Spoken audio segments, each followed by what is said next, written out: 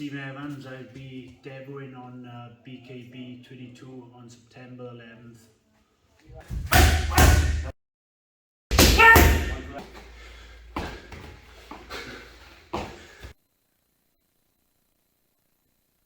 How have you been, my man? I'm good, John. How are you? I'm not bad, but not bad. So it's been a long time coming. You've been training for a long time for this, I think. It's literally round the corner now. Are you excited?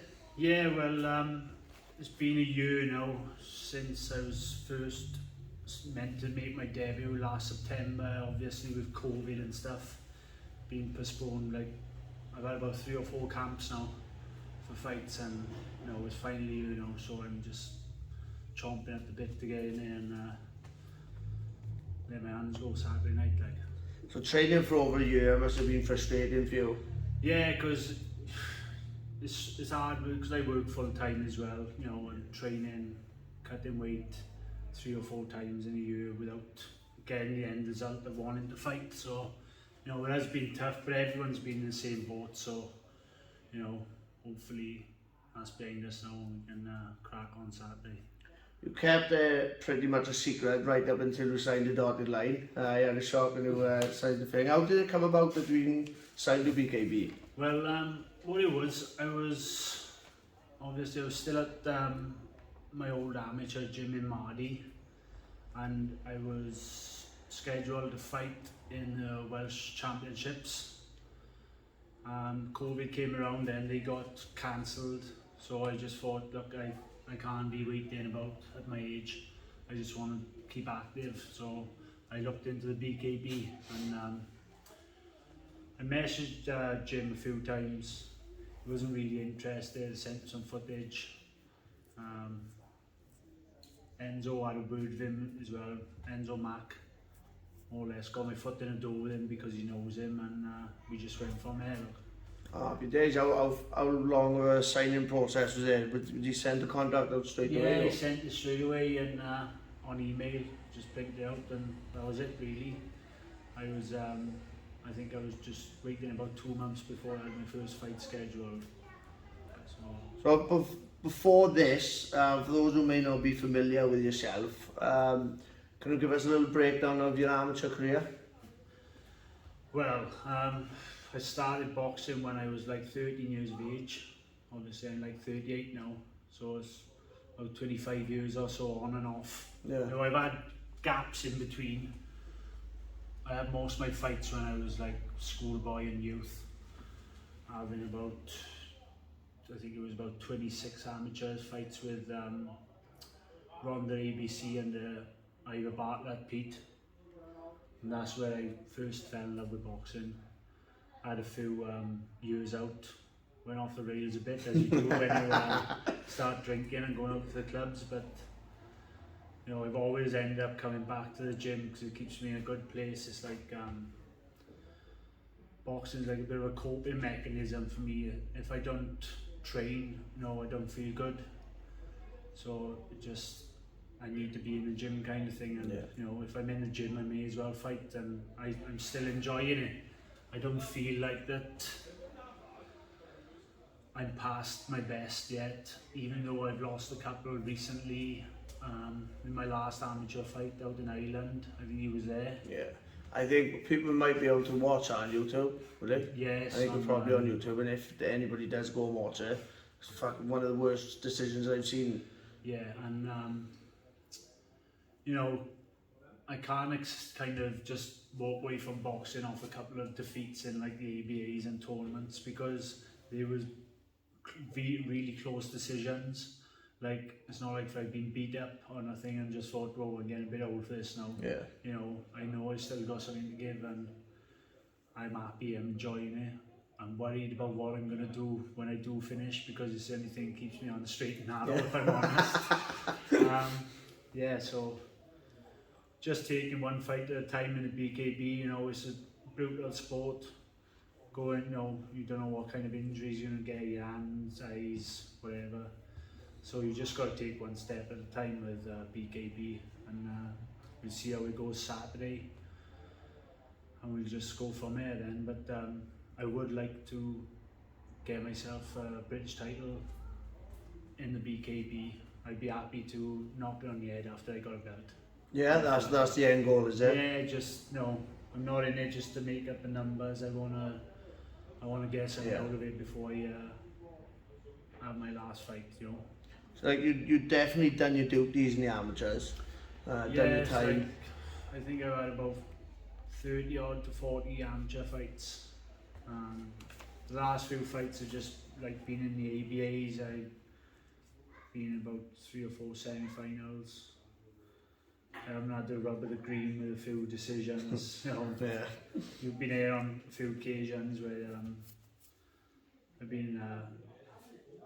I wouldn't say robbed. They've been close fights, but that's the thing in the amateurs. You don't want to leave it to the judges because if your face don't fit sometimes, then who knows? Like You've got that criminal face now. yeah, tastes like crime watch. Yeah. So you've done your duties in the amateur, like we said. You moved on to a few different amateur gyms.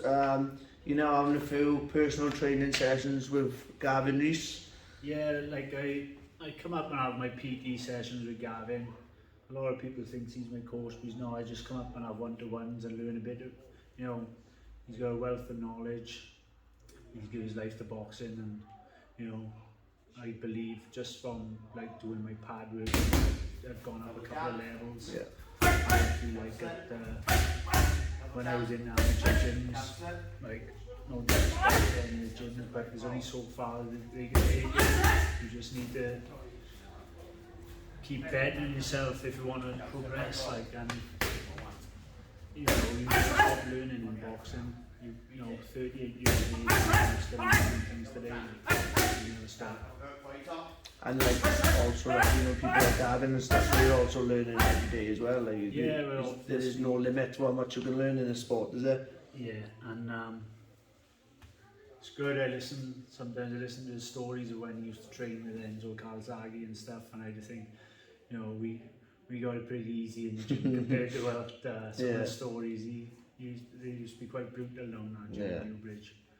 And they produce some champions through it as well. Well, yeah, that's the thing. Like he's a great boxer. He reached the top, Gavin, and you know he's a really good coach as well. And we gel pretty well. Like, is there any kind of changes you had to make to go into the bare knuckle scene from the amateurs, or is it just training the same? I pretty much train the same. I always, you know, you can't change someone my age or too old to learn new stuff. You know, it's just tweaking things and getting a bit more better form, where I had a bit of a lazy form, relying a bit on boxing too much instead of worrying about my defence and stuff. I used to like my hands quite low. I used to think that I was pretty slick, but I'm not. I don't move as well as I used to, but you know, you just got to tighten everything up as you get a bit older, you know, and with your guard and stuff. And this game where someone got no gloves on, you need it to be tight, you know, your defence needs to be on point. I can't block punches in my face anymore, that's for sure. Yeah, it's definitely a brutal sport. Your hands and your face going to get damaged. So what was your family reaction and your missus when you told them? Yeah, people around me wasn't too keen on it because they know I'm getting on a bit now, and you know, it was a young man's sport, boxing, but you know, I believe if you look after yourself like I do, you know, I live in a gym, you know, I know what I got to do to turn up and be in the best shape, and I do everything right when I'm in camp. Like I don't drink for 6 weeks, my diet's on point. It seems like the older you get, the more you get to learn your body. Yeah. So I know when I'm doing things right, and if I'm not, then I can feel it in the gym. I feel in a good place. I'm not going to say I'm the best version of me because of my age and reflexes and stuff, but I know I've got a good chance of doing pretty well in the BKB. Looking at some of the fighters, without any disrespect, I just think that I can do something in there. Like, yeah, it's starting to be quite some sport now with you know, you've got a lot of people turning over as ex-pros, amateurs, or combat sports really. It's starting to really grow as a sport. What size do you think it can grow? Do you think it can be like mixed martial arts and UFC? Yeah, well, it's massive. I know that they get a lot of views from foreign countries like Sweden and stuff like that. Imagine over Russia and stuff like that. They love it, don't they? It's growing all the time, and you know, with BKB, it's like I think we got about 6 or 7 top boys from Wales alone in BKB, all holding belts and fighting for belts. You know, they put me on the map all the time in all countries. So I know Dorian Darch, was he training with you as well, wasn't he? There's a lot of Welsh names floating about. So do you think you're going to put your name to them titles?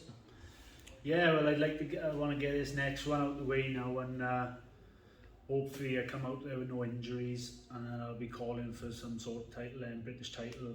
You know, I don't want to call out names of actual people, but I want to get a belt, and you know, if someone's got that belt, it's nothing personal. It's just they got what I want, and at the end of the day, I won that fight then. So judging by injuries after the fight, you can't be saying when you'd like to be out next or whatever, but I know if my hands and everything is good after the fight, then I'd be looking to get back out as soon as possible, hopefully before Christmas. So just to let everybody know about this fight, how many rounds there? Who's your cornerman and who you fight in? It's three 2-minute rounds.